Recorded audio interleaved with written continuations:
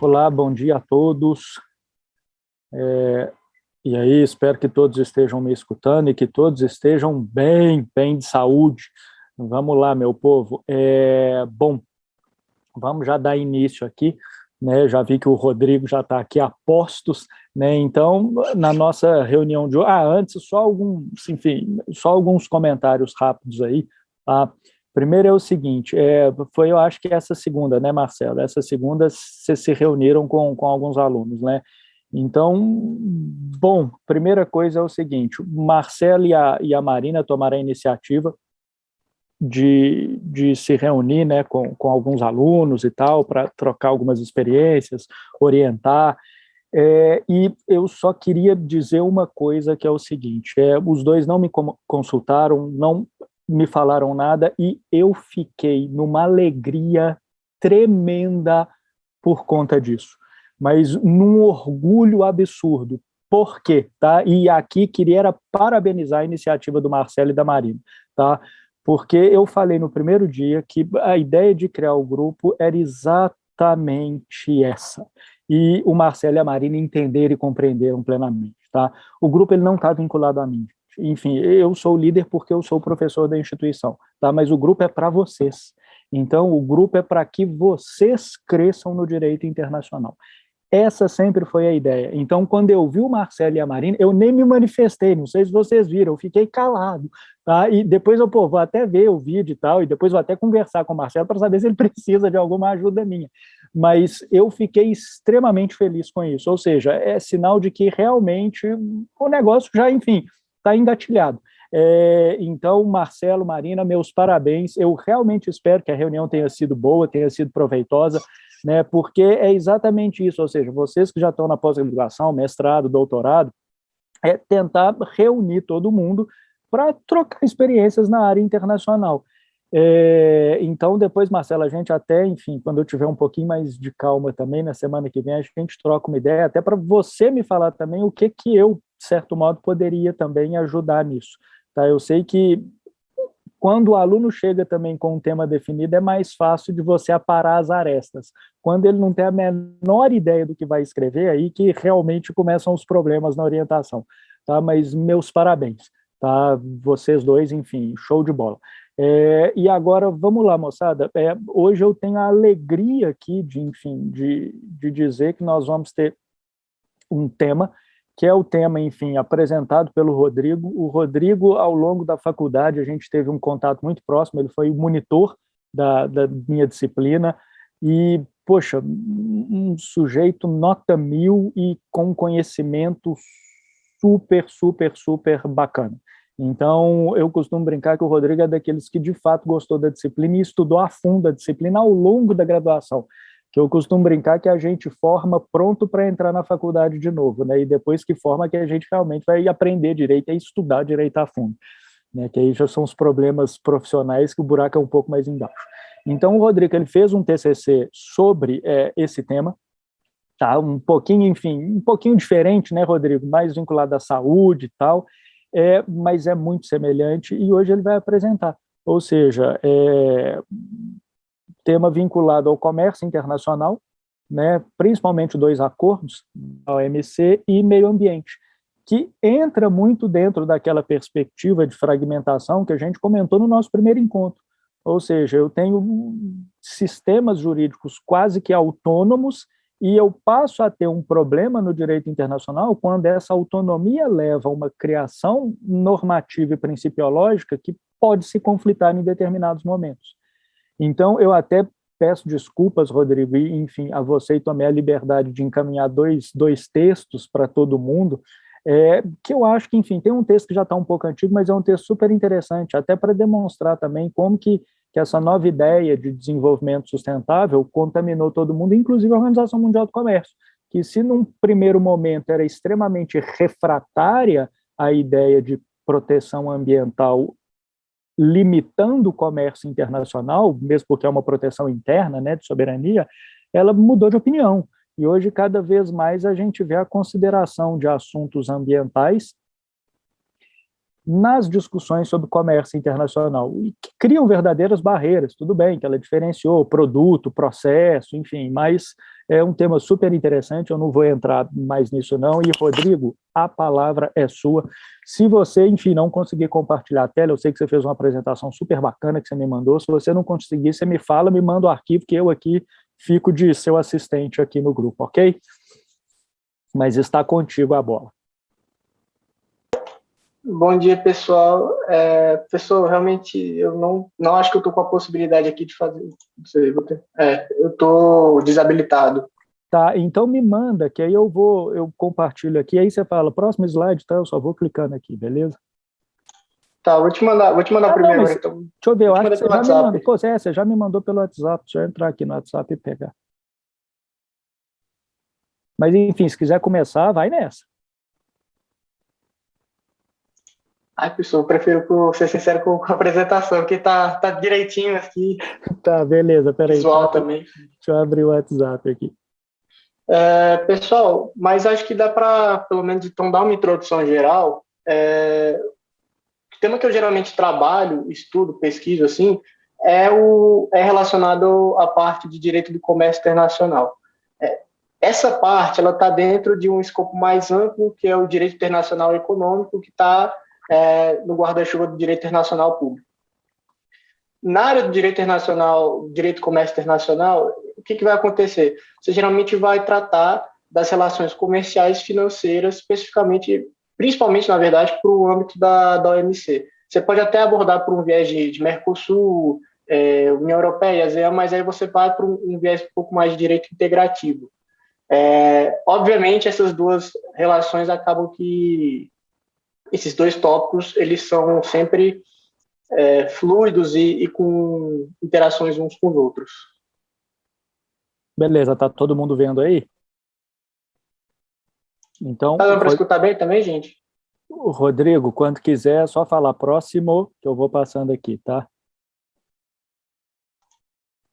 Beleza. Então, pessoal, o foco é realmente para tratar sobre o comércio internacional e quem que é o principal órgão que trata disso no contexto mundial é realmente a OMC, que em inglês é o WTO, né? Nessa imagem da direita, no caso, você percebe que tem um círculo que tem o símbolo da OMC e algumas outras cores, enfim. Esses vão ser os Objetivos de Desenvolvimento Sustentável, que são promovidos pelas Nações Unidas.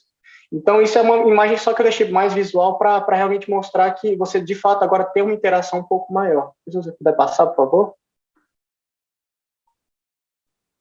Essa daí é a nova diretora-geral da OMC que assumiu recentemente, que ela é uma nigeriana, né?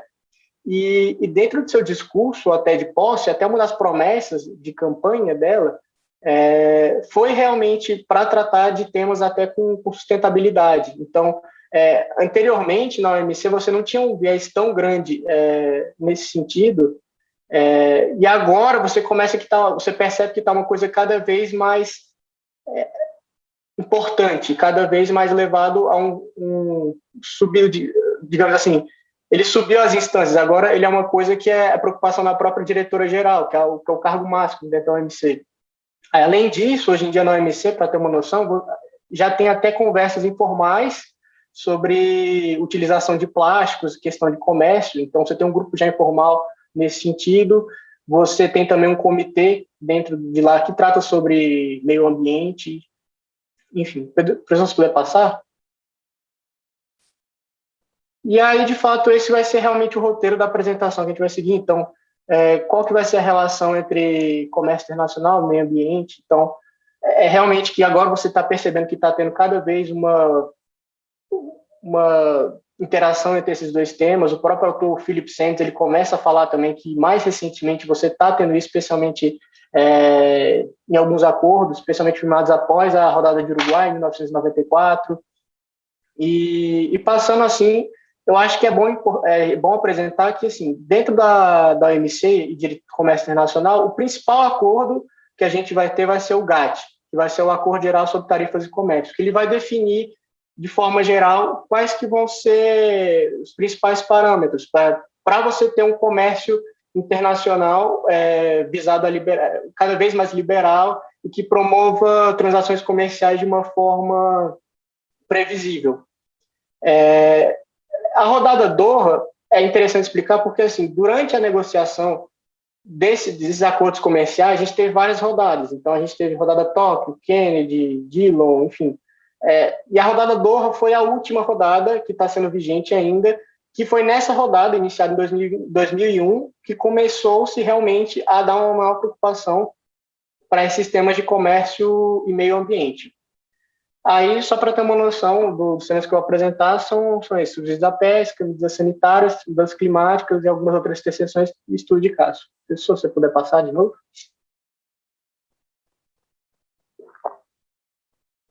O primeiro tema que eu acho que dá para a gente abordar é a questão dos subsídios à pesca.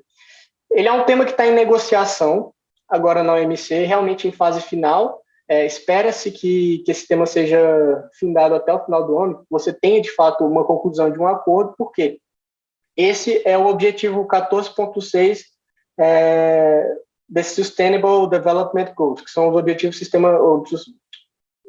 objetivos do desenvolvimento sustentável das Nações Unidas, que, de fato, eles vão falar para você reduzir subsídios à pesca que possam acarretar uma pesca excessiva, de fato, e que você consiga ter uma manutenção das cadeias alimentares. Porque você tem vários países, especialmente os países um pouco mais pobres, como, por exemplo, com menor renda média, que a pesca tem um impacto significativo, porque cria tanto um mercado, criação de empregos, e também como manutenção das cadeias alimentares. Então, por isso que os subsídios à pesca, essa questão da pesca é extremamente importante. Para vocês terem noção, ela movimenta mais de 35 bilhões de dólares ao ano. Então, além disso também, para vocês terem noção, mais de 35% da pesca que é realizada é em caráter excessivo. Então, essa negociação da OMC visa exatamente definir como é que você vai subsidiar essa indústria, porque a indústria da pesca ela não ocorre todo ano. Você tem períodos de desova, então que não tem de fato uma pesca. E aí eles estão tentando realmente definir como é que você vai subsidiar, como é que um governo vai subsidiar a sua indústria pesqueira. E aí, para ter uma noção, você já tem uma proposta realmente de acordo, mas temas principais como soberania acabam que são importantes para essa discussão. Só que essa questão de soberania se liga realmente também à questão de direito do mar, do direito do mar e outros tratados. Então, você tem a Convenção das Nações Unidas sobre o Direito do Mar, que é um ponto importante que se liga realmente à discussão desse tratado. Então, você percebe que o direito é fragmentado, o direito internacional é fragmentado, mas ele se liga de várias formas com outros tópicos, até de outras áreas, com o direito do mar. Você tem a questão do capping, que é como se fosse um subsídio até determinado ponto, mas que seria proibido, como você tem no Acordo de Agricultura. Você tem uma proposta de Taiwan sobre medidas retaliatórias, determinação do tipo de navio que vai influenciar na identificação se a pesca vai ser excessiva ou não. Você tem questões de trabalho forçado que os Estados Unidos trouxeram junto com a pesca reportada, então você tem uma preocupação até em termos de direitos humanos nessa discussão desse acordo. Então, a OMC começa a entrar em outras searas que inicialmente não parece que tem tanta similaridade. Aí, professor, se puder passar. E aí, passando para outro tópico agora, que é a questão das medidas sanitárias e fitossanitárias. O principal acordo que vai ser nesse sentido é o acordo SPS, que inclusive, é um dos principais acordos que dá maior trabalho, maior preocupação e gera mais casos, é um dos que gera mais casos e litígios dentro da OMC. Porque o que ele vai falar, basicamente? Via de regra, você não pode, dentro das regras da OMC, Comércio Internacional, você não pode discriminar um produto sem um determinado motivo. E esses motivos estão elencados, eles são um rol fechado. E aí o que acontece? Uma das possibilidades de você poder discriminar os produtos estrangeiros são com base em falar de proteção de saúde pública, morais e costumes, meio ambiente, por exemplo. E aí o acordo da espécie ele entra realmente nessa questão de saúde pública. Se você for observar, foi exatamente esse o tema do meu TCC, inclusive, você percebe que você teve um aumento expressivo agora, especialmente na época da Covid. Então, foram mais de 100 medidas aplicadas pelos países. Foi um surto assim, bem grande, bem significativo. Só que essas medidas sanitárias, fitossanitárias, elas também servem para você poder resguardar a própria fauna e flora locais. Porque, por exemplo, você teve um caso que foi que a Austrália foi demandada pela Nova Zelândia, que tratava da praga do fogo, que é uma doença que ela comete algumas plantas, algumas árvores, as macieiras, né? E que torna a produção de maçã basicamente, acaba com a produção de maçã. E aí, basicamente, quando você faz uma importação desse tipo de produto, se eventualmente tivesse isso, poderia causar eventuais danos à própria fauna e flora locais. Então, esse acordo, ele tem também esse intuito de preservação ambiental nesse sentido. Você tem uma cláusula nele, inclusive, que trata da avaliação de risco. Então, quando você vai apresentar uma medida dessas, quando um país ele chega e fala assim, eu não vou aceitar as importações da Índia porque, por exemplo, elas podem vir com influenza. No caso, teve um caso desse, por exemplo, as importações de aves da Índia poderiam vir com influenza, e por isso que eu não vou aceitar. Por isso eu vou fechar meu mercado nesse sentido. Para você poder fazer isso, você tem que passar primeiro com uma avaliação de risco. Só que essa avaliação de risco, você tem a possibilidade de ter um caso de incerteza quanto aos possíveis efeitos. Até questões científicas, que você não tem uma determinação científica suficiente dos possíveis efeitos que isso possa causar. E aí, a própria OMC, ela não tendo dentro do direito do comércio internacional um instituto nesse sentido, importou do direito internacional ambiental a questão da precaução, que aí o professor depois pode até explicar de forma melhor, mas eu não me arrisco até nesse sentido, porque o doutorado disse, né? Mas essa questão da precaução instituiu na OMC um risco incerto, a doutrina do risco. E você começa a perceber que tem uma interação cada vez maior entre esses dois temas. Professor, se puder passar, por favor. Outro ponto que apesar de não ter uma norma específica, tem uma interação bem grande e que está sendo um tema quente na OMC, especialmente em relação às mudanças climáticas. Acontece que, assim, no caso do CBAM europeu, é o mercado de carbono, mercado de carbono europeu, o que acontece? Como a parte do Green Deal europeu, eles começaram a regulamentar agora a compra de créditos de carbono. E o que aconteceu? A China, os Estados Unidos, o Brasil, dentre outros países, eles colocaram que isso foi feito de uma forma irregular e que eventualmente poderia ser suscitado na OMC. Por quê? Da forma como foi feita pela Europa, quando você vai fazer agora a importação, você vai ter que apresentar um certificado falando o quanto de carbono você foi produzido, para, enfim, determinar para tentar realmente adequar as metas climáticas.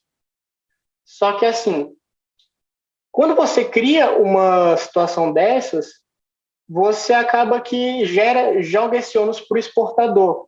E aí, quando você joga esse ônus para o exportador, que não tem um subsídio a essa transição da indústria para uma questão energética, por questão até de desenvolvimento do próprio país, você acaba gerando cada vez mais ônus aos países com menor renda média e baixa renda.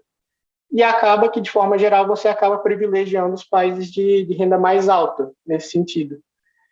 Isso vai, inclusive, contrário ao próprio Acordo de Paris, que você tem uma questão de uma equidade e de um tratamento realmente diferenciado, dependendo conforme o grau de desenvolvimento.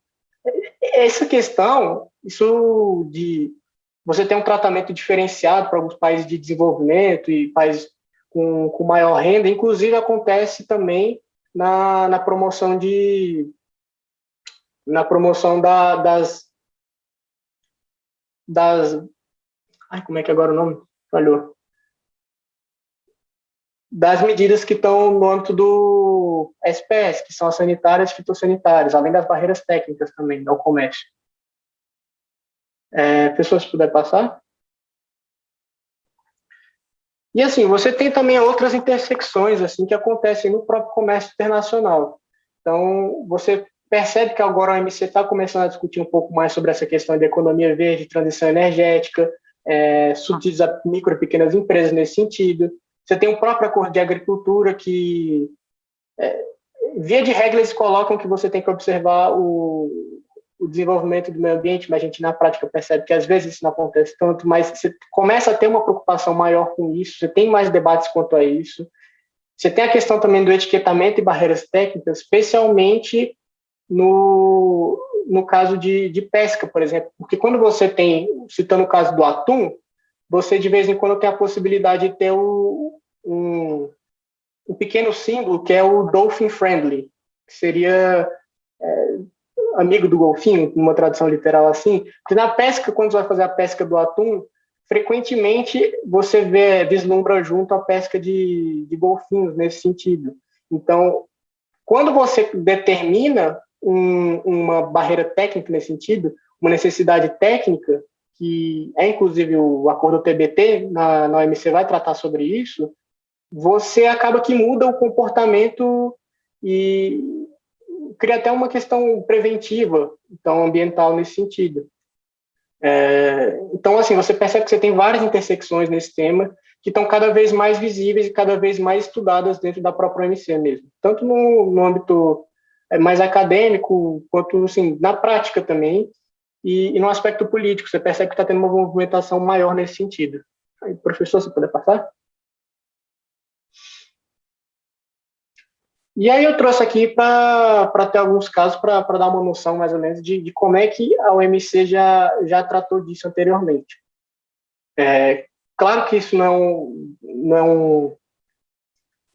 é restritivo, assim, não vão ser só esses casos, você tem vários outros casos que trataram, mas esses foram realmente os principais que começaram realmente a tratar sobre essas questões. Então, a gente tem um caso que o Brasil foi demandado pela União Europeia, que foi sobre os pneus recalchutados, que basicamente o Brasil ele suspendeu as importações da União Europeia de pneus por alegar que de pneus recalchutados, porque entendeu que quando eles chegassem aqui no Brasil, depois quando iriam para o lixo, eles deveriam ser queimados, de certa forma, para poder acabar com que eles não teriam mais condições de ser reciclados nesse sentido. Só que isso acarreta realmente um problema bem grave até, ambiental. Salvo engano, aqui no Brasil também tem essa proibição de tratamento realmente desse resíduo. E o que aconteceu? Na prática, o Brasil alegou que vetou essas exportações da União Europeia por questões ambientais. Só que, na prática, isso não ocorreu, porque o que estava acontecendo? Você tem um princípio no GATT, né, que é da nação mais favorecida. Então, basicamente, se você faz isso para uma nação, você tem que fazer para todas. Só que, na prática, só estava fazendo para a União Europeia. E não tinha por que você realizar essa discriminação somente para a União Europeia. Então, nesse caso, o Brasil, de fato, perdeu esse caso. Nessa situação, o Brasil perdeu esse caso. Esse segundo é o caso dos camarões. Então, o que aconteceu? Nessa época, os Estados Unidos eles impuseram uma restrição de importações de camarões, porque quando você faz a pesca do camarão, tinha uma relação com as tartarugas. Então, o pessoal fala que esse caso é o caso dos camarões-tartarugas. Camarões-tartarugas. E os Estados Unidos estava no momento que estava criando legislações para fazer a proteção dessas tartarugas. E dentro de um desses tópicos foi realmente em relação às exportações, que vetariam as exportações de países que apresentassem um certificado, que não tivessem, enfim, indústrias que pudessem, de fato, mostrar que estariam preservando, enfim. E aí o que aconteceu? Eles vetaram as importações de camarão porque acabariam tendo essa relação com a prática e a própria... Quando a pesca do camarão teria problemas com degradação dos habitats das próprias tartarugas. Só que quando você faz isso, você tem que explicitar exatamente por que você está fazendo isso, como você está fazendo isso, e acabou que os Estados Unidos perderam esse caso também. Outro ponto aqui foi esse DS-26. Quando coloca DS, é porque é Dispute Settlement. É como se fosse o nome do litígio mesmo que você tem dentro da OMC. Esse caso, o dos hormônios, foi exatamente o que trouxe o princípio da precaução para as barreiras sanitárias e fitossanitárias. Ele que trouxe essa interação maior entre o direito internacional ambiental e o direito do comércio internacional. É bom citar ele. Você tem esse caso, os DS2 e 4, que a Venezuela e o Brasil demandaram os Estados Unidos, porque os Estados Unidos impuseram uma legislação que basicamente tornava as importações de gasolina do Brasil e da Venezuela diferenciadas por fim, alegando que teria, de fato, seriam contrárias à legislação do... porque assim, você tem que manter níveis de ar saudável, entendeu? A China, a Índia, de fato, não fazem isso, mas os Estados Unidos alegaram que você teria que você importar essas gasolinas e elas ter características específicas que pudessem manter a qualidade do ar quando liberadas. E aí o que aconteceu? Nesse caso, na prática, o que aconteceu foi que o Brasil e a gasolina do Brasil e da Venezuela estavam tendo só um tratamento diferenciado, e os Estados Unidos não conseguiram demonstrar que essa importação, de fato, seria por conta do meio ambiente e não por conta de um protecionismo disfarçado. Gente, os casos são bem complexos, então, se precisarem depois que eu discuta um pouco mais, se alguém tiver interesse, tem vários outros também. Então, você tem o caso do peixe-espada no Chile, você tem o atum, que foi debatido pelo México, produtos biotecnológicos, que a União Europeia foi demandada. Então, tem vários outros temas. Esses foram os casos que realmente iniciaram isso. Se alguém tiver depois interesse, pessoas puder passar já agora. Tem algumas referências aí, também não exaustivas, e pessoas puder passar depois.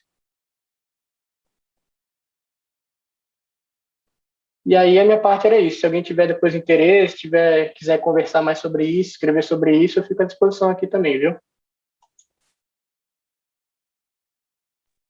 Pô, Rodrigo, show, brigadão, valeu. Essa apresentação, você forçou a barra aí, né, Rodrigo? Porque, pô, você abusou aí de uns desenhos, de uns negócios que eu não ia conseguir fazer nunca, né? Caso de pneus, o sujeito tá com pneu, caso de camarão, está com camarãozinho lá, mas, enfim, valeu, parabéns, tá? Eu vou só, se você me permitir, também comentar algumas coisas, tá? Porque, na verdade, gente, é uma pena. Eu até falei com o Rodrigo. Eu falei, Rodrigo, você tem tipo meia hora, 40 minutos. Mas o trabalho dele, o trabalho de conclusão de curso dele ficou tão bom, tão bom, tão bom, que, poxa, ele tinha milhões de outras coisas também para falar, até relacionando à saúde e tal, e não dá tempo. A perspectiva é apenas fazer, enfim, de certo modo, pontuar alguns assuntos aqui interessantes. Então, eu queria só fazer alguns comentários em algumas coisas que o Rodrigo falou que eu acho super interessantes. E uma coincidência que eu já vou dizer. Rodrigo, você começou a falar do tema de mudança climática. Eu tive uma reunião ontem sobre isso, sobre como esse sistema na verdade, o que a União Europeia está tentando fazer é tributar determinados produtos, tendo em vista a emissão de carbono ao longo da sua cadeia produtiva. E como isso pode, sim, configurar uma barreira ao comércio. Só que aí você tem um aspecto também muito maior, você tem a tal da litigância climática, que hoje está cada vez mais, enfim, intensa. A França, há cerca de 4, 5, 6 meses atrás, foi condenada, é o segundo país condenado, né, por litigância climática, ou seja, o governo francês foi condenado por omissão. Então, querendo ou não, essa é uma medida de tentar controlar. Então, eu tenho uma situação que é extremamente complexa, e até mesmo nesse aspecto das mudanças climáticas, você acabou não falando, né, enfim, você falou de todo o milagre, mas não falou o nome do santo, né, que é o princípio das responsabilidades comuns mais diferenciadas, ou seja, que é um dos princípios aí basilares do direito ambiental internacional, e que começou muito com a regulamentação da camada de ozônio, Convenção de Viena de 85, Protocolo de Montreal de 87, e que faz, de fato, essa diferença, ou seja, todos têm a responsabilidade por cuidar e por adotar medidas de diligência na tutela ambiental, mas em aspectos diferenciados, com transferência de tecnologia, transferência de recursos, com auxílio direto de países ricos e assim por diante. Né? Então, poxa, excelente. O caso dos pneus, e eu vou falar só um pouquinho também, tá, sobre alguns casos. O Rodrigo colocou talvez aqueles que sejam os principais. Eu só inseriria talvez o caso de atum aí também como fundamental, porque é o caso que deu início a isso tudo. E aí a grande característica, o grande ponto interessante aqui é o seguinte: o primeiro caso foi esse, talvez, que chamou mais atenção, né, em 91, o caso de atum, porque é uma legislação norte-americana interna, ou seja, uma lei dos Estados Unidos que basicamente exige um processo de produção ou um processo de pesca do atum que seja ecologicamente conveniente à própria regulamentação norte-americana. Ou seja, é uma lei que afasta completamente o princípio da territorialidade, e ela possui efeitos extraterritoriais. E aí, num primeiro momento, em 91, eu não lembro se teve outro país, mas eu lembro, acho que o Canadá estava no meio também, Canadá, França, mas o México, que foi quem demandou, dizendo, olha, peraí, a legislação norte-americana está aí, além de criar uma barreira, ela cria obrigações extraterritoriais e viola, portanto, o princípio do livre comércio. E, na época, a decisão foi super interessante da OMC, ainda que eu, enfim, até como ambientalista, não concorde muito com ela. Mas foi o seguinte, olha, se a gente abre essa porta e cria esse precedente para qualquer país tentar adequar produção no mundo inteiro, isso gera o caos. Ou seja, eu tenho barreiras aí que vão ser ilimitadas. Qualquer norma trabalhista ou ambiental de determinado país, ele vai poder dizer que aquilo é de extrema importância e que se o Estado que quiser exportar para ele não tiver aquelas mesmas regras, a exportação está vetada, está proibida. Então, isso é super complicado. E aí a decisão da OMC foi no sentido de não, vamos vetar. Né? Então, os Estados Unidos eles perdem a controvérsia. Mas com uma característica também, que as alegações, vamos dizer, ambientais ali, elas foram muito fortes. E basicamente os golfinhos estavam desaparecendo da costa dos Estados Unidos. Só que eles não conseguiram trazer outros argumentos mais técnicos e econômicos também fortes. Por isso até também a OMC chegou a essa decisão. E aí 2 aspectos são importantes. O primeiro é o seguinte, ok, a OMC vai julgar estados soberanos e a legislação desses estados.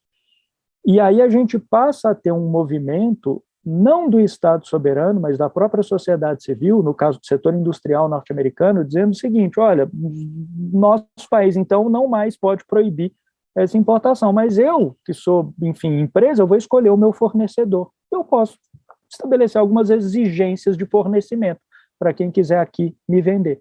Então, começa com um fator muito diferente da sociedade civil participando, e que não vou dizer que deu origem, porque ele já existia, mas que reforçou o que o Rodrigo também comentou, que é o selim, que é o chamado Dolphins Safe. Né? Aí tem Dolphins Friendly, Dolphins Free, enfim, tem vários tipos de selo internacional.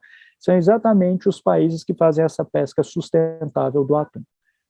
Mas ponto é, a OMC considerou aí meio ambiente assunto periférico. E 4 ou 6 anos depois, aí o Rodrigo pode até me corrigir se eu estiver equivocado na data, enfim, mas teve um novo caso de atuns, também uma legislação norte-americana, dessa vez movida por países, eu acho, do Sudeste Asiático, ali Tailândia, Camboja, Laos, e esses países alegaram também, enfim, que a legislação norte-americana estava equivocada e perderam. Perderam e ganharam. Perderam em que sentido? Perderam nas discussões ambientais. E pela primeira vez a Organização Mundial do Comércio claramente estabelece que um país, tá, de acordo lá com os 2 acordos que o Rodrigo falou aí, com, salvo engano, o artigo 20, né, Rodrigo, do GATT, que permite essa ampliação, eles podem impor, sim, tendo em vista a preocupação de exaurimento de um bem. Então, se o Estado conseguir comprovar que aquele processo produtivo ele pode levar ao exaurimento do próprio bem ambiental, né, ele pode sim impor barreiras. Então, a decisão da OMC foi essa. Só que, ao mesmo tempo, o que a OMC começou a falar? Começou a analisar o caso e viu o seguinte, olha, os Estados Unidos eles financiam os países do Caribe para elaborar uma pesca sustentável e não financiam os países do Sudeste Asiático. Então, aí há, sim, um problema de principiológico do comércio, de igualdade no comércio internacional, e por isso os Estados Unidos novamente vão perder o caso. Mas, do ponto de vista ambiental, já houve uma guinada. E aí eu acho que o caso Camarões-Tartaruga confirma essa guinada. Ou seja, não, é possível, sim, estabelecer barreiras ambientais ao livre comércio, desde que elas não tratem do produto em si, mas do processo que se leva a esse produto. Então, essa foi a grande diferença, vamos dizer assim, que a Organização Mundial do Comércio ela elaborou. E aí o Rodrigo até falou, enfim, de doenças de Austrália, de Nova Zelândia. Poxa, a gente não precisa, enfim, está chegando a hora do almoço, né? Então sexta-feira é um bom momento para isso. Mas o primeiro grande problema que a gente teve nesse sentido foi a filoxera. E quem gosta aí de vinho já deve ter ouvido falar disso, ou seja, é exatamente esse tráfico, né, de doenças, ou seja, uma doença de uma vinha norte-americana que vai para a Europa, o sujeito planta um pezinho de vinha lá e vem com um pulgão, e esse pulgão dizima quase todo o parque vinícola europeu, meados aí do século XIX, né, 1850 e 1860. O que levou a uma revolução no sistema viticultor europeu. Não sei se vocês sabiam disso, mas todo o pé de vinho, quase todo, né, 99% dos vinhos hoje produzidos na Europa, eles são enxertados. Então, eu pego aquele pezinho de vinho norte-americano, que resiste a essa praga, planto no solo e depois que eu vou enxertar as uvas que todo mundo conhece, Chardonnay, Pinot Noir, Syrah, Mourvèdre, Chenin, Sauvignon, etc., etc., que são as uvas europeias da vitis vinífera, que é a que produz. Então, isso não é um assunto novo, isso é um assunto super interessante. Eu acho que a grande novidade aí, e que o Rodrigo muito bem apresentou com um número, né, assustador, é que hoje isso envolve, enfim, bilhões. Então, qualquer discussão hoje na OMC de barreira alfandegária, ela vai levar a cifras realmente astronômicas, a cifras importantíssimas. No caso do vinho, isso foi importante, porque eu lembro, por exemplo, na França, eu acho que a França e a Itália, mas a Itália eu acho que era o mais assustador. 80% dos trabalhadores italianos, de algum modo, se relacionavam com o vinho. E na França, em algumas regiões, isso também acontecia, e em Portugal também, em algumas regiões. Ou seja, então, quando eu tenho uma praga que dizima a produção vinícola dessas regiões, eu tenho um colapso econômico, praticamente, desses países. É lógico que isso leva a uma série de outros benefícios. Por exemplo, a delimitação de região controlada na França, na Itália, na Espanha, em Portugal, ela decorre em grande parte daí. Ou seja, é preciso controlar o que se planta aqui. Na França hoje, dependendo da região, poxa, sei lá, vamos pegar um aí que todo mundo conhece, a região de Vosne-Romanée, do Romanée-Conti. É só Pinot Noir e acabou, é só aquela uva. Tem uma série de controles aí interessantes também. Tá? Mas, enfim, eu vou parar por aqui, porque se eu for falar de vinho também, eu vou ficar o dia inteiro aqui falando. Uma das coisas que eu consegui fazer na França foi um curso de enologia, então eu sou um pouco sem noção para falar disso, que eu me perco aqui. Mas, então, Rodrigo, meus parabéns, essa discussão é super interessante. O caso do Mercosul, o caso dos pneus, por exemplo, só para acabar aqui, para abrir a palavra para quem quiser até perguntar alguma coisa para o Rodrigo, o caso dos pneus, ele teve um componente talvez um pouco mais grave, eu não sei se todo mundo sabe disso, porque, na verdade, talvez seja o caso mais importante, né, ou um dos mais importantes, né, Rodrigo, do Brasil na OMC, tirando esse recente agora que a OMC simplesmente diz que nossa política industrial toda é equivocada, mas para o direito ambiental, esse caso dos pneus no Brasil, sem dúvida alguma, é dos mais importantes. E o que aconteceu também foi uma sucessão de decisões talvez equivocadas. O judiciário brasileiro passou a atuar muito nesse aspecto. Esse caso dos pneus foi levado ao Tribunal de Assunção, né, o Tribunal do Mercosul, então lá foi decidido, e o que aconteceu o Brasil permitia a exportação de pneus recalchutados de Uruguai, de Paraguai, de Argentina, ou seja, dos membros do Mercosul, e vetava da União Europeia. Então, e às vezes permitia por decisões judiciais também. Então a gente vê que quando se fala em direito internacional, todo mundo só lembra do poder executivo, né, que é aquele que mantém relacionamento internacional do Brasil com outros povos, de acordo com o artigo 84 da nossa Constituição, mas é muito maior. Uma decisão judicial, ela às vezes interfere diretamente no cenário internacional também.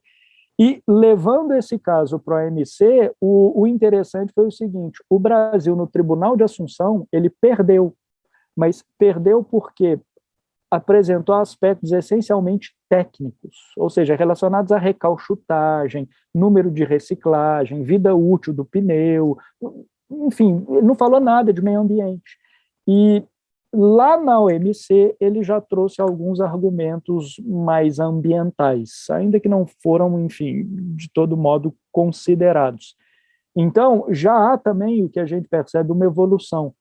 Com isso, eu queria apenas demonstrar o seguinte: poxa, quando a gente fala em sustentabilidade, quando a gente fala em princípio da precaução, em princípio da prevenção, né, e o vínculo direto que esses princípios possuem com o domínio econômico, até numa visão equivocada, hoje todo mundo sabe que ela é equivocada, de talvez esses aspectos ambientais ou essas limitações de exploração ambiental acabem colocando entraves ao desenvolvimento.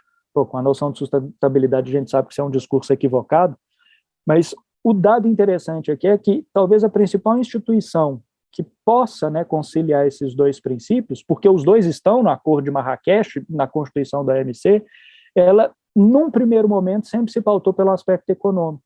E hoje, como o Rodrigo bem pontuou, ela cada vez mais vem trazendo discussões ambientais e de princípios super inovadores, como, por exemplo, a precaução. Ou seja, na incerteza científica, indúbio pro natura, vamos, enfim, tentar proteger o meio ambiente. É lógico, tá, gente? A gente está falando aqui na teoria, mas, poxa, quando eu vejo, por exemplo, o Macron falar da Amazônia brasileira, tem inúmeros outros interesses que não só os ambientais. Tem interesses econômicos aí monstruosos. Todo mundo sabe que o acordo da União Europeia, por exemplo, o Macron só começou a falar aquilo quando o setor agrícola francês virou e falou: esse acordo está equivocado, vocês vão quebrar o parque agrícola francês, então muda, ou mela o acordo. Então tem aspectos muito maiores do que aqueles que, de fato, às vezes a imprensa ou a gente acha que estão ali inseridos, tá? Eu vou ficar por aqui e vou abrir a palavra, então, para quem quiser comentar, se o próprio Rodrigo quiser fazer mais algum comentário, se alguém quiser fazer alguma pergunta para o Rodrigo, gente, está aberto aí, tá? Rodrigo, primeiro, parabéns pela apresentação, foi ótimo. Uma curiosidade minha, mas muito se fala hoje, principalmente quanto à questão de conflitos no comércio internacional, quanto à questão ambiental, de se utilizar arbitragem, tanto internacional quanto nos próprios países. Isso é mais uma coisa de academia, que o pessoal gosta de falar sobre o tema, ou realmente se tem utilizado cada vez mais a arbitragem? Realmente, excelente pergunta.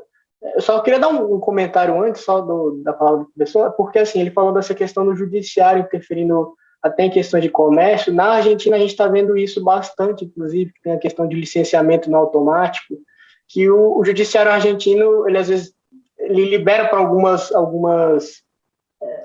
indústrias, algumas importações específicas e agiliza para algumas e não para outras. Isso acontece e acaba que vem gerando um problema nesse sentido.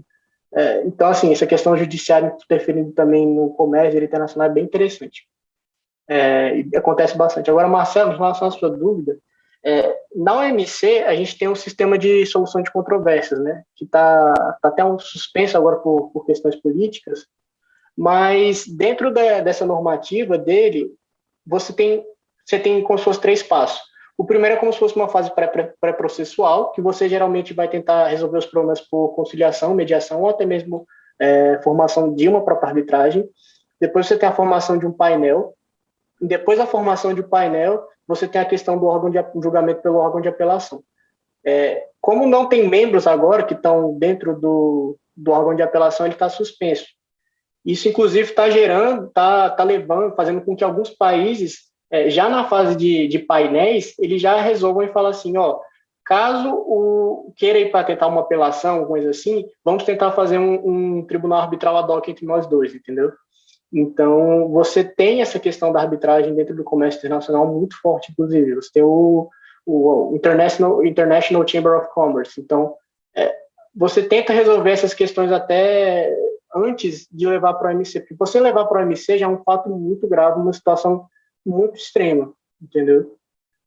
Então, você, de fato, tenta resolver essas questões antes. Perfeito, obrigado.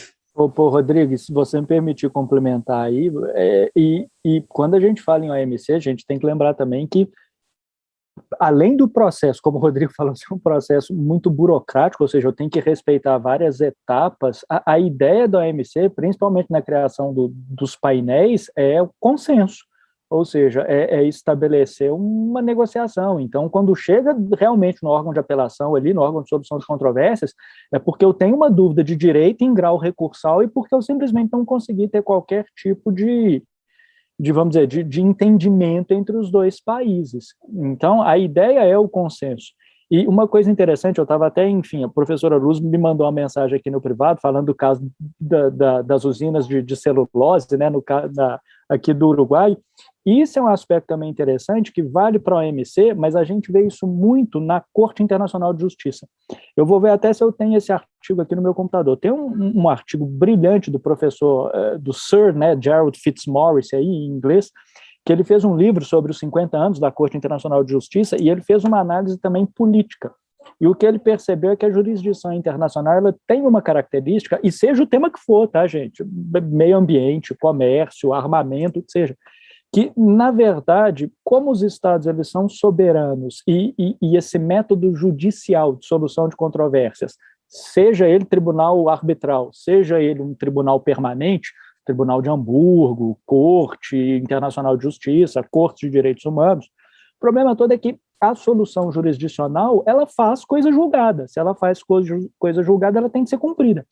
E você cria, de certo modo, eu não vou dizer um conflito, mas você cria uma relação um pouco tensa entre a ideia de soberania do país e de poder diplomaticamente resolver tudo e a submissão desse país a um terceiro, seja ele um árbitro, seja ele um juiz da corte, que vai basicamente definir o que é aquilo e ele vai ter que cumprir, e com métodos até de execução, ainda que nunca tenham sido utilizadas, mas está lá no Estatuto da Corte, eu posso levar o caso ao Conselho de Segurança.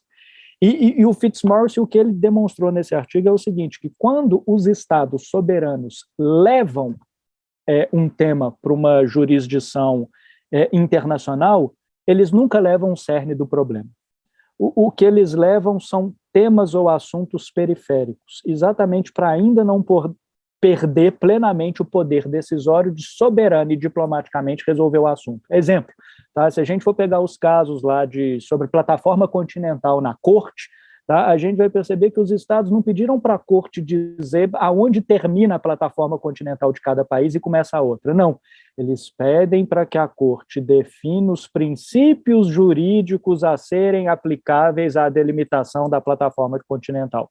Ou seja, não é o cerne do problema. Eu vou levar um assunto periférico e, diante dessa informação da corte, aí sim eu vou fazer o quê? Eu vou pegar aquilo ali, e vou tentar aplicar, mas mantendo ainda o meu pequeno espaço aqui de negociação com a outra parte, que, enfim, que tem diversos outros interesses, né? Então, isso é muito interessante. E já também, de certo modo, deixa eu colocar aqui, senão minha bateria vai acabar, já fazendo um spoiler, né, para a nossa apresentação do próximo encontro.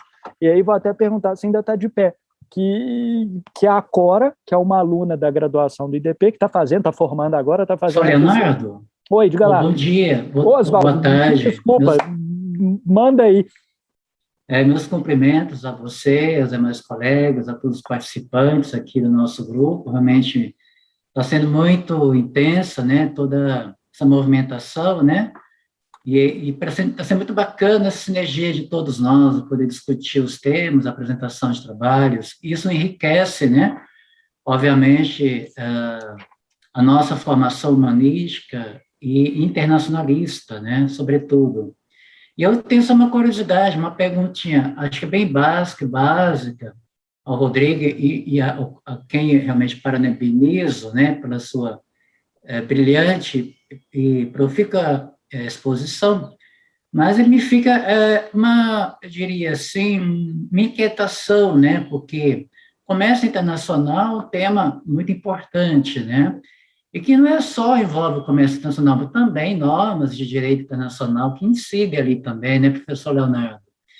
E você antecipou, né, porque o comércio internacional tem que estar em diálogo permanente com respeito aos direitos humanos, aí você colocou, né, o meio ambiente é um direito humano fundamental, né, e aí e também, além disso, respeito à legislação trabalhista, né, e eu percebo que a China ela tem uma participação muito efetiva no comércio internacional no âmbito da OMC. Só que a China ela eu diria, abertamente acusada, né, por violar normas internacionais de direitos humanos, sobretudo a legislação trabalhista.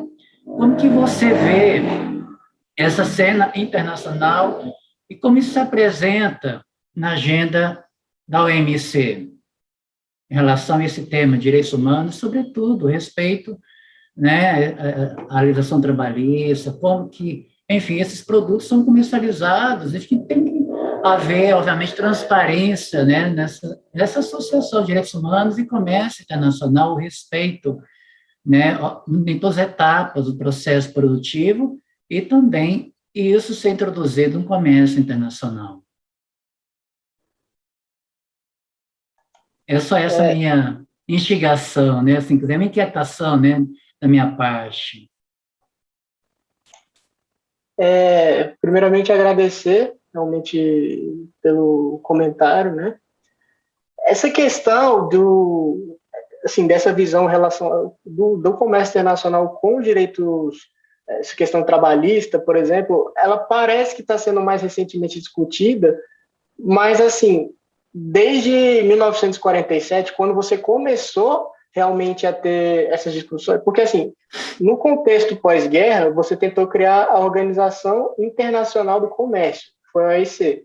Então, você tinha toda a questão da Carta de Havana, e que dentro desse contexto, você tinha um objeto muito mais amplo, que chegava a discutir, além de questões de comércio, também questões trabalhistas, questões referentes até a direitos humanos. Só que, assim, os países, especialmente por conta dos Estados Unidos, nessa época, eles não firmaram esse acordo. Acabou que foi feito um acordo alternativo, que foi o GATT 47, nessa época.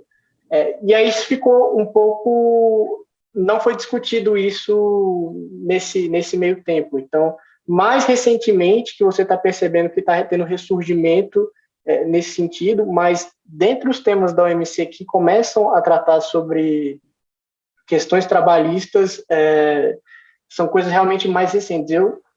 Pelo que eu acompanho, assim, eu acho que eu fiquei até impressionado que os Estados Unidos trouxeram isso no acordo sobre subsídios à pesca. Não é um tema que tem sido abordado sobre essa questão de ter um contato toda essa cadeia produtiva. Não se vislumbra muito isso realmente na OMC. Está se começando a ver isso mais agora, de fato. É capaz que sejam levadas essas considerações apresentadas na 12ª Conferência Ministerial, que vai ter agora no final do ano. que vai ser uma reunião entre os ministros dos estados. Então, com esse contexto, especialmente político que a gente está tendo, há a possibilidade desse tema ser pautado. Agora, em relação à questão da China, nesse sentido, acho que talvez o Marcelo possa me complementar, você não, por enquanto, não se vislumbra tanto isso na OMC, e pelo menos do ponto de vista em fóruns econômicos, assim. Talvez em algum aspecto um pouco mais regional, você possa ter essas questões, ou até em acordos comerciais como o do Pacífico, agora o FPPC, desculpa. Mas teve um acordo comercial agora que tem um nome super complexo, agora eu vou pegar aqui. Mas, assim, não se vislumbra tanto isso por enquanto ainda não. Talvez você vislumbra uma tendência mais ao futuro, mas por enquanto, até algum momento, não se apresenta tão visível isso não.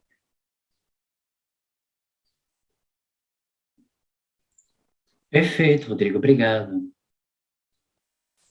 Se eu puder fazer um adendo, Claro, já que eu diga sou lá, Marcelo. órgão consultor, quando virei órgão consultor quando o assunto é a China, vocês tinham que ver essa semana com a Evergrande, mandava mensagem cada 15 dias, cada 15 minutos perguntando sobre.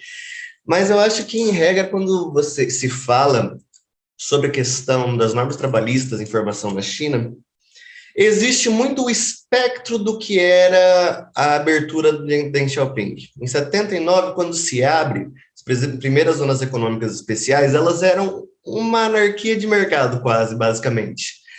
Haviam pouquíssimas normas trabalhistas, pouquíssimas normas ambientais, e isso implica, principalmente, se não me engano, é em 86 que isso acontece, em um incêndio numa fábrica de brinquedos, em que não havia normas de segurança contra incêndios, porque não havia fiscalização por parte do governo, cada um fazia o que queria. O que acontece? As pessoas morreram queimadas dentro dessa fábrica. Isso criou um alvoroço na mídia chinesa, e até por próprios protestos da população se começou a manter o que se chama de mão firme contra as relações de trabalho. Eu acho que hoje, quando nós falamos das relações de trabalho na China, elas são muito mais evoluídas no que se fala principalmente a carga de trabalho. Hoje existem muitos órgãos de fiscalização, até a própria OIT participa disso, até certo ponto, até onde o governo deixa, é claro. E eu acho que, principalmente, quando eu conversei com pessoas que trabalharam na China e trabalharam em outros países, existe uma política menor de, como eu posso falar, daquele workaholic que se fala, o trabalho em excesso, o trabalho todo dia. Por exemplo, no Japão, isso é muito mais presente do que na China. E eu acho que quando nós falamos da China, quando a questão trabalhista, nós temos muito aquele espectro dos anos 80, dos anos 70, onde a situação era um caos.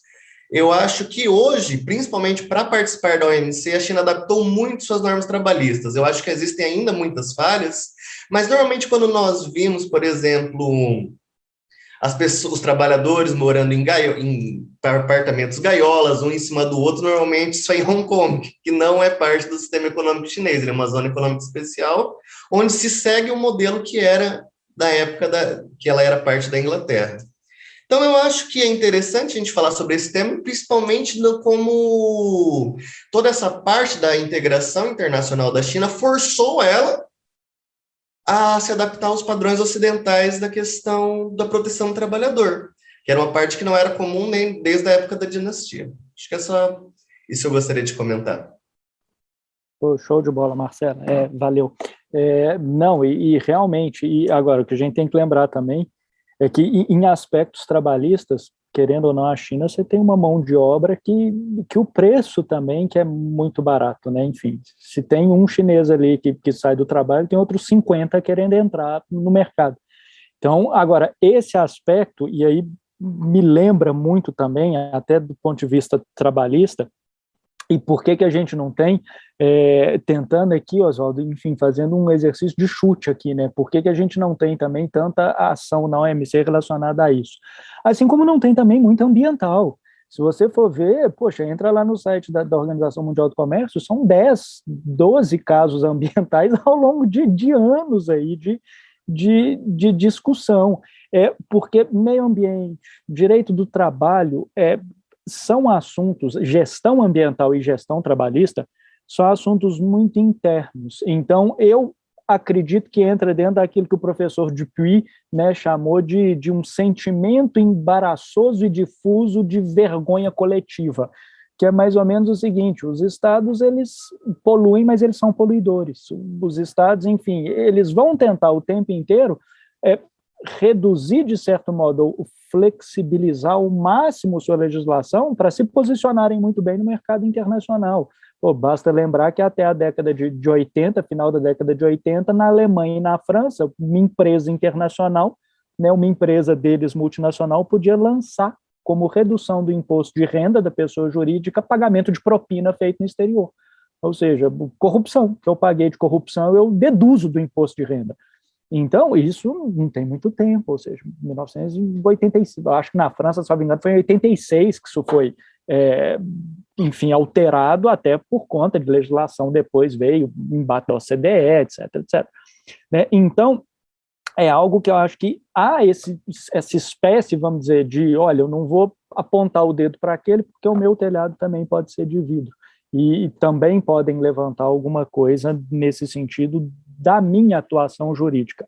Em meio ambiente, a gente percebe isso claramente, mas claramente, e os aspectos, até os casos que o Rodrigo falou, eles são, meio ambiente, eu acho que é um pano de fundo para as discussões muito mais econômicas, né, até dos valores que o Rodrigo ali falou, pelo menos em alguns casos. Então, isso é um aspecto. E aí, até trabalhando com essa ideia, enfim, ou pegando aí o gancho dessa ideia de discussões ambientais, ou até mesmo trabalhistas, que sejam, né, que os estados judicializam em âmbito internacional, vai aí o spoiler, porque a próxima apresentação do grupo vai ser da Cora, né? A Cora, ela está fazendo o TCC e ela está fazendo um trabalho sobre a Corte Internacional de Justiça e os julgados ambientais. Super interessante e pelo menos os mais recentes, né, ou o mais recente, representa isso muito bem. Aí, Cora, me corrija aí, que eu nunca lembro o nome dos dois países. Eu acho que é Nicarágua e Costa Rica.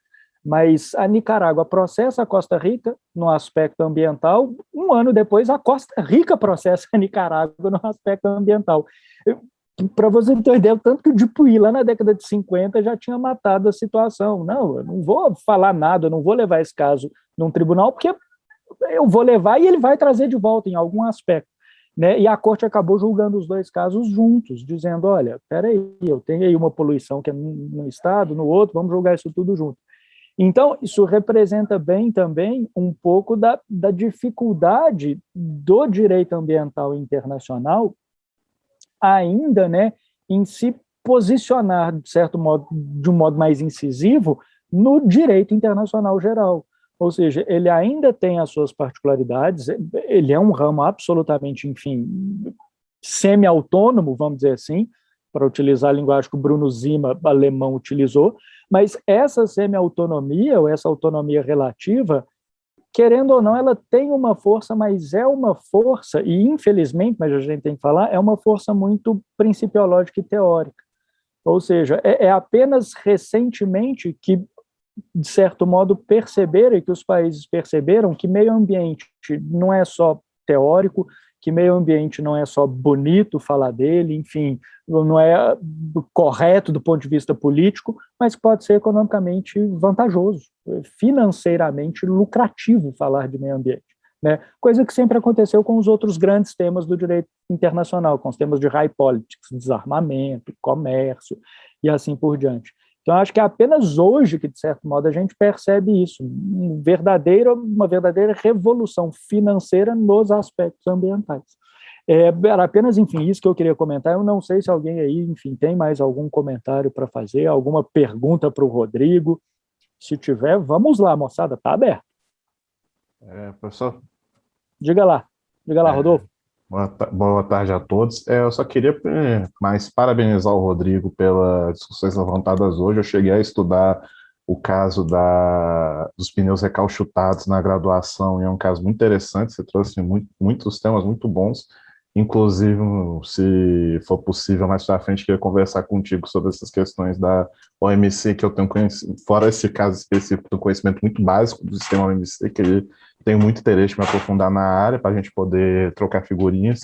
E, professor Leonardo, queria perguntar sobre a questão das apresentações futuras, se as desse ano já estão todas fechadas do tema, que eu Não, tenho uma ideia, tipo assim, ainda bem que já tem a próxima, do próximo mês marcada, porque como eu estou terminando o trabalho final da pós-processo civil, que é a que eu estou fazendo aqui no IDP no momento, para dar tempo de eu conseguir montar minha reunião sem atrapalhar a monografia, eu acho que a reunião seguinte seria ideal. Eu queria conversar contigo e tal sobre para poder marcar e também dar uma pincelada qual que ô, o Rodolfo, tema que eu pretendo apresentar. show de bola. A ideia é essa. Então, pô, a nossa reunião de outubro é a Cora que vai falar. Novembro, então, eu já vou fechar contigo. Tá? E aí Perfeito. a gente vai trocando umas ideias aí Eu já vou dar, eu já vou dar azeitar o tema. perfeito. Eu já vou dar o spoiler que, pelo menos a princípio, que eu trabalhei muito na reta final da minha graduação com as epistemologias do terceiro mundo do direito nacional, atuei eu, e poder trazer isso um pouco para o grupo e tal, um outro olhar sobre o direito internacional como um todo, acho que vai levantar discussões muito interessantes, ainda mais que tem as questões ambientais que muita gente do grupo trabalha. Tem reunião passada, o Marcelo trabalhou sobre a questão da China. Acho que pode trazer alguns diálogos bem interessantes com muitos temas que a gente trabalha aqui. Ótimo, ótimo. A ideia é essa. A ideia é agregar conhecimento. Todo mundo que vem, pô, cada reunião dessa aqui eu aprendo absurdamente. Isso é ótimo. A gente se aprende, às vezes a gente relembra coisa que a gente tinha lido há séculos atrás. Então, a ideia é essa mesmo. É fazer essa troca. Então, ó, já conto contigo. Aí, se quiser mandar depois um e-mail privado, enfim, para mim e tal, fica à vontade, tá? Que aí a gente, enfim, troca as figurinhas aí, tá? Mas, moçada, mais alguma outra coisa, enfim. Professor, Ô, professora Luz, diga lá. professor Leonardo, professor Osvaldo, eu não sei se tem algum outro professor aí. Eu quero parabenizar novamente, né, a Rodrigo, porque ele foi meu aluno também, né? Eu acho que foi no Direito do Mercosul, né, Rodrigo? Eu não me lembro. E o Rodolfo, eu acho que também foi meu aluno, eu não me lembro se você foi meu aluno, mas eu queria parabenizar, né, a iniciativa do professor Leonardo, porque eu acho muito interessante este tema. E, na verdade, né, eu estava leyendo aqui um artigo do professor Leonardo Nemer, e ele escreve muito sobre a Corte Internacional de Justiça e sobre os princípios do tribunal, né? Então, eu sempre compartilho com meus alunos, né, que o tema medioambiental é um tema de direitos humanos. Então, quando um caso de meio ambiente vai à corte, aí como bem colocou o professor Leonardo, né, surge essa pergunta, né, será que vale mais a proteção desse direito como direito humano, né, sobretudo no âmbito regional, porque eu vou voltar um pouquinho minha perspectiva desde do ponto de vista do Mercosul, principalmente, né, onde temos ainda que aprender muito de outros países e de outros continentes também. Então, surge essa pergunta, né, a preservação do meio ambiente como direito humano, né, como um direito humano, ou, né, a soberania dos estados, ou seja, esse que muitos não querem nem falar, né, se será que estão, de alguma maneira, perdendo a soberania ou não. E eu me lembrava aí de alguns princípios principalmente, né, das cortes, dos tribunais, que é fundamental relembrar como princípio de complementariedade e de supletoriedade, né, que são princípios básicos também para entender um pouquinho, né, como muito bem colocou o professor Leonardo. Eu não sei se você depois me pode passar algum artigo que você tem sobre, principalmente que falou sobre a questão medioambiental, porque eu acho interessantíssimo, né, ver que os estados, ou seja, os governos, né, para falar assim mais em estricto, não estão, de alguma maneira, colocando, né, o caso assim, eu não me lembro agora a palavra que usou o professor Leonardo, mas eles, de alguma maneira complementária, estão colocando essa situação, ou seja, eu acho interessantíssimo lembrar um pouco, sobretudo, o princípio de complementariedade, né, e de supletoriedade que têm os tribunais, seja no caso do Tribunal da Haia, né, como o caso que estamos vendo aqui. Eu entrei um pouco tarde, peço desculpas, eu não estive desde o início da reunião, mas o pouquinho que eu consegui ouvir, né, talvez eu estou perdendo algumas coisas interessantes, mas lembrar esses princípios, seja em tribunais, como o caso da Haia, ou o caso da Corte Penal, do Tribunal Penal Internacional, lembrar esses princípios, eu acho básicos para desenvolver ainda muito melhor esses temas, sobretudo de meio ambiente, né, que é a especialidade do professor Leonardo, por isso que eu não quero mexer nem entrar muito assim em detalhe, porque eu sei que você conhece muito mais que eu nesse tema. Mas eu queria só lembrar também o caso das papeleiras uruguaias, né, um caso muito conhecido, que marcou um antes e um depois, né, en un Mercosur, y no solo en un Mercosur, en un derecho internacional, ¿no? Un derecho internacional público, en el caso entre este conflicto que hubo con Argentina y Uruguay. ¿Sí? Solo eso, me disculpen si eu me perdi em alguma coisa, mas foi porque eu entrei muito... Perfeito, obrigado, professora Luz. Agora eu acho que vai dar um apanhado geral de alguns casos ambientais da Corte. Eu acho que a apresentação vai ser bem interessante. Retomar casos papeleiras, Gapsicovo na Gimaros, enfim, esses casos agora em discussão, então eu acho que vai ser bem bacana. O caso Jarpa no Japão também, super importante, né, ambiental, acho que vai ser legal. Tá, professor Oswaldo, eu não sei se você queria comentar alguma coisa, enfim, não sei se esse... Não, professor Leonardo, apenas isso, eu só tive aquela intervenção mesmo, foi uma inquietação da minha parte. Eu acho que as apresentações, elas têm enriquecido muito, né? Acho que tem ampliado a discussão e tem dado um foco, um ritmo muito bacana aqui, né? No grupo de pesquisa de direito internacional. E eu acho que essa visão, esse diálogo com o direito internacional, ela é fundamental. E vejo hoje, eu sempre dialogo isso com meus alunos, não podemos pensar o nosso direito interno em todas as discussões internas sem termos esse diálogo muito mais intenso, né, com o direito internacional público, né, e até mesmo os nossos tribunais têm que ter essa perspectiva, né, esse diálogo com o direito internacional, porque nós somos a todo tempo, né, influenciados pelo direito internacional, pelas normas incidentes do direito internacional, a ordem jurídica interna, a própria Constituição, ela se abre para esse diálogo. Então, nós não podemos, obviamente, ter um movimento diverso nesse sentido, né? Eu acho que as habilitações os colegas, participantes, e, de fato, têm demonstrado, né, um nível muito bom, que tem me impressionado nesse sentido, sabe? E promover esse diálogo, né, muito sinérgico e produtivo, né, da gente examinar os temas. Eu quero ter minha participação, professor Leonardo, só estou me organizando, estou atolado de coisas, né, eu coordeno projetos de extensão, de pesquisa, estou com cerca de mais de 300 discentes sobre a minha regência esse semestre, está uma loucura. Então, você imagina, eu tenho que acompanhar, e cada discente, né, constitui uma demanda específica, mas eu quero ter a participação e já estou buscando ter um foco, né, interessante aqui e, enfim, dialogar com vocês, viu, colegas? Perfeito. Então, mas acho que a gente ouvir vocês, eu aprendo muito com os meus alunos, aprendo muito com os discentes, porque a própria experiência de vida de cada um também ela contribui e ela nos enriquece, sabe? Porque eu acho isso muito importante, muito essencial, porque esse processo é solidário, o processo do conhecimento ele é solidário, né? Então, ninguém pode escapar disso, e todos são necessários, né? E todos se somam aqui, e só agregam, né? E eu acho que a gente está construindo um projeto grande, né? E que vai se tornar realidade, que é produzir o teu produto final, né, professor Leonardo? que são uma obra coletiva publicada, os artigos publicados, enfim.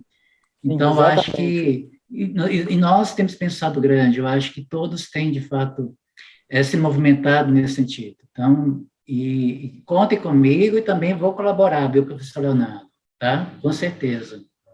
Perfeito, perfeito. Bom, é isso mesmo. A ideia, enfim, é semestre que vem tentar realmente compilar, enfim, artigos, né, e tentar publicar pelo IDP, que o IDP já me deu o aval, fala, não, segue adiante que a gente vai fazer. Né, e aí o Marcelo e acho que a Marina tomaram essa iniciativa tão bacana também de tentar auxiliar aqueles que, pô, não estão muito afeitos ainda nesse ambiente de pesquisa acadêmica, tá? Pô, vou pedir desculpa aqui ao João. João, realmente, você pediu para entrar aqui, eu devo ter me embananado aqui e não vi, tá? Foi mal mesmo. E só te coloquei aqui, só te admiti no final da reunião aqui, foi mal, desculpa. Mas, bom, a gente continua ainda, então, enfim, no grupo de WhatsApp, quem tiver alguma notícia, alguma coisa importante aí também, pode postar lá, fiquem à vontade, tá? Eu comecei a cadastrar as pessoas do grupo, eu não sei se essas pessoas recebem algum e-mail, não sei, Marcelo, não sei se você recebeu algum e-mail da CAPES, alguma coisa assim, mas, enfim, eu comecei já a fazer o cadastro, pelo menos daquelas pessoas que estão lá, né, na listagem lá no Google Drive. Tá, então, comecei a fazer. Se vocês receberem alguma coisa da CAPES, alguma coisa desse, saiba que é porque está no grupo. Aí depois eu vou ver com a Janete como que eu tenho o espelho disso, do grupo, e mando para vocês.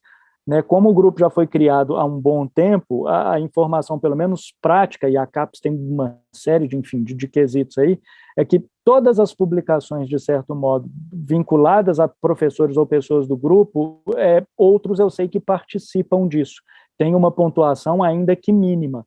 Então, pelo que a Janete me explicou, eu vou até pedir para depois, Janete é professora aí do IDP, que cuida disso, para ela me explicar um pouco melhor isso, tá? E aí as pessoas que foram cadastradas, então, acho que automaticamente já tem uma ou outra publicação, tá? Enfim, ou pelo menos alguma pontuação ainda que mínima na CAPES, no currículo Lattes, tá? Mas, moçada, então, enfim, tentando aí seguir aquela linha, máximo 1 hora, né, eu vou deixar o professor Oswaldo aqui falar e depois a gente encerra, beleza? Diga lá, Oswaldo. Só me informe, que se me permite, de forma alguma, promover qualquer tipo de publicidade de outros cursos, né, concorrentes à IDP, de forma alguma, mas quem tiver interesse, se você me permite, Leonardo, eu posso divulgar um curso intensivo de Direito Internacional, que será promovido a partir de hoje é 24, 25, 26, com grandes nomes de direito internacional, colegas do Brasil todo, temas diversos, desde o direito humanitário, desde o direito internacional do trabalho, direito internacional do comércio, tem também humanitário, direito internacional penal internacional, enfim, de vários colegas, outros aqui, de vários nomes interessantes. Então, há esse curso intensivo, se me permite divulgar no grupo, quem tiver interesse, carga horária de 12 horas, eu mando o link, e começará a ser promovido esse curso intensivo, né? Eu acho que quanto mais a gente assiste, quanto mais a gente ouve, quanto mais a gente aprende, melhor para nós, para o nosso currículo, para a nossa formação jurídica, formação humanística e internacionalista. Aí só peço autorização, porque, obviamente, não é do IDP, é promovido pelo IDP, né? Então... Todo curso é importante. Então, enfim, aqui o grupo de estudo é do IDP, mas eu acho que o aluno ele tem que procurar o conhecimento onde quer que ele esteja. Por exemplo, a professora Luz falou do Nemer. Nemer, enfim, meu irmão, a gente criou o Centro de Direito Internacional junto na época, ele foi meu professor, eu fui, enfim, orientando dele, e o próprio CEDIM, não sei se ainda tem, mas eu lembro que, fiquei 10 anos quase como coordenador lá do CEDIM, como diretor, e tem um curso de inverno, por exemplo, que é fantástico. Eu lembro que o primeiro curso de inverno, a gente trouxe o presidente da Corte Internacional de Justiça. A gente trouxe, por exemplo, eu citei o Bruno Zima, porque o Bruno Zima a gente levou também para o curso de inverno, enfim, foi juiz da corte, o professor Pelé. Então, todo o curso, tudo que tiver, alguém ficou sabendo, vai ter uma palestra bacana na Universidade X, enfim, na Faculdade X, coloca no grupo. Eu acho que a ideia é essa, é compartilhar realmente tudo. Então, só, enfim, rogo a todos, então, que caso tenham qualquer Professor, coisa, coloquem. Diga Obrigado. lá. professor, eu tomo sua palavra agora e eu vou fazer um convite para todos vocês para que venham aqui ao Peru, pero mais pelo Zoom, porque ontem eu estive em uma palestra aqui, nós cumprimos o bicentenário, né? 200 anos da independência peruana. Então, um grupo de mulheres importantes aqui do Peru fizeram um livro, né? Eu não posso dizer que eu fiz porque eu não escrevi, mas eu fui convidada ontem para uma palestra e eu vou mandar o link, assim que eles me encaminharem o link, para promocionar esse livro. Está em espanhol, mas eu acho que vocês vão entender, e é escrito por um grupo de mulheres professoras, magistradas, empresárias, né, que estão, de alguma maneira, aportando conhecimento, trabalho aqui no Peru, né? Então, eu acho muito interessante, é um trabalho que se está fazendo também com o Congresso peruano, né? A presidenta do Congresso é mulher, né? Então, temos, a maioria do gabinete aqui de ministras são mulheres, então, eu acho interessante que vocês conheçam um pouquinho também, né? Tomo essa palavra, aproveitando também, né, a fala do professor Osvaldo, porque eu acho que é uma interrelação, né? E assim que nós tivéssemos algum convite para os alunos, né, principalmente para fazer uma troca de experiência com alguma universidade peruana, fico à disposição. E quero também tomar um pouquinho, só um segundo do tempo para dizer que eu me permiti compartilhar este grupo que eu acho muito interessante com alguns alunos aqui do Peru, né? Então, eles estão muito interessados e talvez na próxima reunião eles, ou alguns deles queiram participar, né? Eles entendem o português, então aí vai ser ótimo para trocar essas ideias entre as universidades do Peru e também do Brasil, né? Perfeito, Obrigada. excelente iniciativa, professora Luz. Gente, então, ó, mantendo aquela data, passamos aí um pouquinho, mas, enfim, super importante, né? Eu vou, enfim, encerrar aqui a reunião e depois eu mando para vocês, enfim, o tema da Cora, a Cora vai me passar depois o que é que ela vai falar no nosso próximo encontro, e aí, assim que eu tiver o link, eu mando para todo mundo, mas geralmente o IDP me manda o link bem em cima da hora mesmo, tá? No mais, prazer rever a todos, fiquem bem, com saúde, né, e até o nosso próximo encontro. Moçada, até mais. Gente, é meu Obrigado, professor. Obrigado, professor. Tchau, tchau.